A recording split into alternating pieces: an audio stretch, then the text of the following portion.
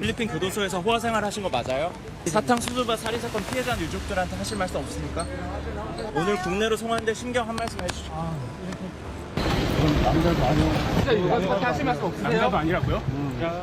아는 분 알 텐데 그럼 박땡열이라고 있죠. 한국 사람 3명을 살해했다고 하던데. 근데 이 사람이 교도소 안에서 지금도 대한민국으로 마약을 수출하고 있다고 해요. 우리 대한민국에서 이 사람을 좀 수사를 해서 처벌을 해야 되겠다.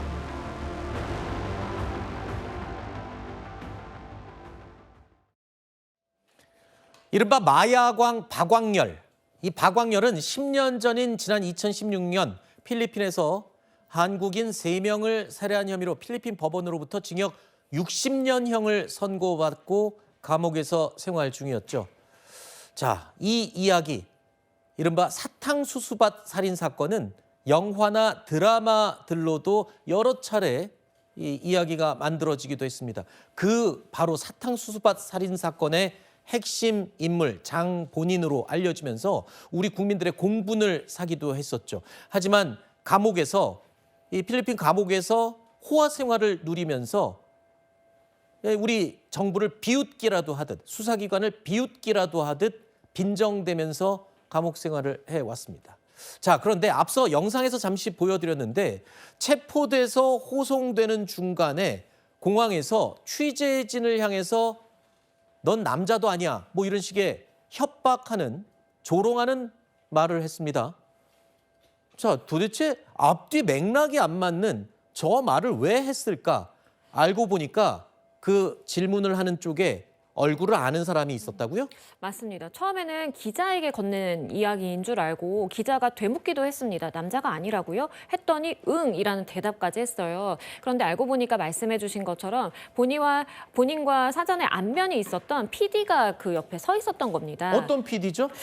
이 PD의 경우에는 마야광이라는 주제로 해서 다큐멘터리를 만들었던 PD예요. 아하. 그래서 직접 필리핀으로 넘어가서 박광열에 대해서 인터뷰도 진행했던 사이이기 때문에 감옥에 직접 들어가서 그렇습니다. 어허. 안면이 있고 아마 신원에 대해서 정확하게 인지를 하고 있었던 상황인 것 같아요. 네. 그런데 저렇게 송환 장면에서 이제 낯익은 얼굴이 보이다 보니까 어떠한 감정을 가지고 저렇게 이제 이야기를 한 것으로 보여지고요. 실제 그 PD의 경우에는 박광열로부터 어떠한 신변 위협에 이러한 협박까지 좀 있었던 상황이어서 신변 보호 조치라든지 이런 것도 취할 정도로 사실 국내에도 박광열의 수하들이 있다라고 지금 알려지고 있는 상황이어서 취재를 담당했던 PD라든지 아니면 이 사건을 파헤쳐온 변호사라든지 신변 위협의 위기를 지금 느끼고 있는 상황이다라는 이야기까지 추가적으로 전해지고 있습니다. 저 마야광 박광열 지금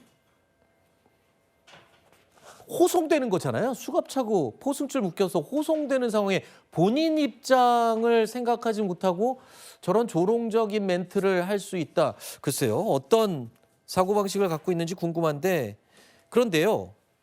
이 박광열 과거에는 총망받던 기업인이었다고요? 어쩌다가 마야광이 된 겁니까? 지금 알려지는 바에 따르면은 과거에 국내에 생참치를 수입해서 백화점에 납품을 하는 하나의 사업체를 운영하던 사람이었습니다. 그런데 이 사업이 실패로 돌아가게 되면서 2010년에 이제 필리핀으로 넘어가게 되고요. 필리핀으로 넘어가서 카지노라든지 불법 도박 사업을 하게 되면서 이런 범죄의 길로 들어서게 된 것으로 보여집니다. 이 존재감을 만천하에 드러낸 것은 2016년인데요. 당시 이제 말씀을 해주셨지만 150억 원대의 이제 사기 행각을 벌이고 도피 중이던 이 남녀들을 본인이 좀 챙겨주겠다라고 했지만 실제로는 결과는 이 사람들에 대한 살인으로 이어졌고요. 예. 이 사건이 국내에도 알려지면서 이 이목을 주목받았고 그런데 그 이후의 행보가 뭐 도주를 한다라든지 탈옥을 한다라든지 이런 뉴스들이 계속해서 전해지다 보니까 그 입지가 더 마야광 아니면 범죄의 조직을 이끄는 뭔가 우두머리 이런 식으로 이미지화가 많이 됐습니다. 결국엔 투자 사기, 수백억대 투자 사기를 치고 이 도망갔던 그 한국인 3명 이들을 옥수수밭에서 살해하고 그리고 그들이 갖고 있던 100억 원을 훔쳐서 행방은 지금 묘연한 상황이죠. 그 돈의 행방 말입니다.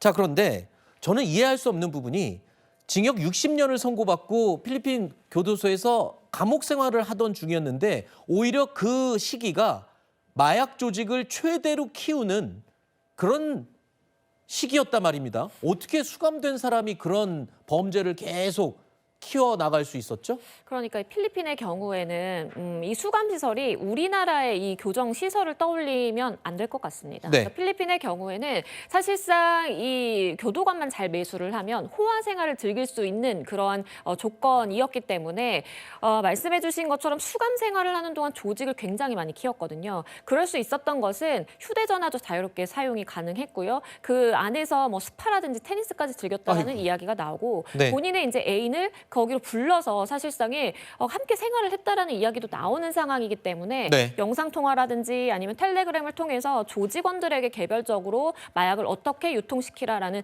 세부 사항의 지시가 가능했고 이러한 시기와 맞물려서 그 조직 세력은 더 커질 수밖에 없었던 것으로 보여집니다. 네.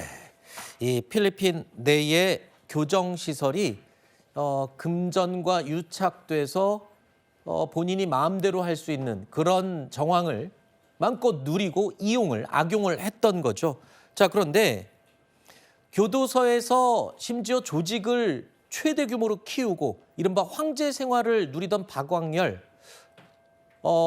지금 기고만장을 했던 것 같습니다. 내가 입 열면 한국 검찰 여럿 옷 벗는다 뭐 이러면서 비아냥거리고 놀렸는데 이런 말하면서 살다가 결정적으로 우리나라로 송환하게 된 계기가 있었죠.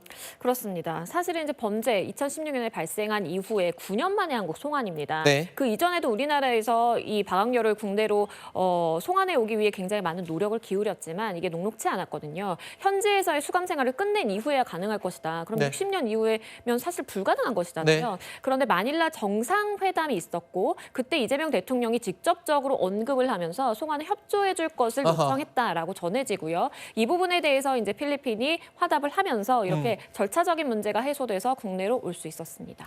그렇군요. 자, 우리나라 감옥에서는 황제 생활 꿈도 못 꿀 겁니다. 원하는 대로 할 수 없겠죠. 제대로 된 처벌, 제대로 된 감옥 생활을 우리나라 와서 해야죠.